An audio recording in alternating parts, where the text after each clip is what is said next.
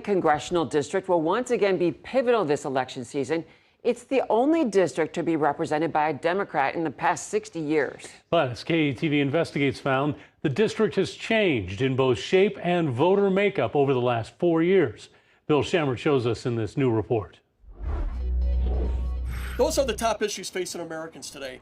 Nebraska's District 2 seat has been held by Republican Don Bacon since 2017. This primary, there's a Republican challenger, Dan Fry, and a Democrat who came close 2 years ago, Tony Vargas, waiting in November. Based on who's registered to vote, we would say it's kind of a toss-up. Josie Schaefer is the director at UNO's Center for Public Affairs Research. Then when we have a president in the race, folks tend to get a little bit more engaged in turnout. We wanted to know what's changed over the last 4 years. For one, the shape. On the left is 2020, on the right, 2024. Add in Saunders County and subtract most of Papillion and La Vista. Redistricting is a constitutional requirement that after every decennial census that we try to make voting areas as equal in population as possible so that we really live up to that idea of one person, one vote. Let's compare 2020 to 2024. Voter demographics really didn't change much.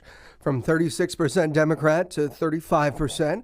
Republicans are flat at 38%, 25% nonpartisan, no change there, and no change in Libertarians. Also, there's now a legal marijuana party. The one major difference, District 2 is down 45,000 voters. District 1 is down 10,000, but District 3 has added about 20,000.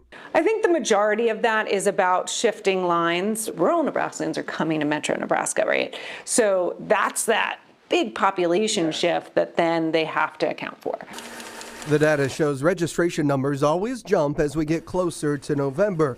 But will the change be enough to push a Democrat forward? Or could Nebraska's purple hue on the Electoral College map be completely red? As the dynamics of the state change, those population shifts, an older state, turnout among those younger voters, turnout among those urban voters, those are certainly things to watch. Those could really change elections. Now, keep in mind, there's not much to drive Democrats to the polls this primary. No major challenges, no ballot initiatives. Total voter numbers statewide are still way down by nearly 40,000 since November 2020. Nebraska's added about 4,000 since the start of the year. Bill Shammer, KETV, Newswatch 7.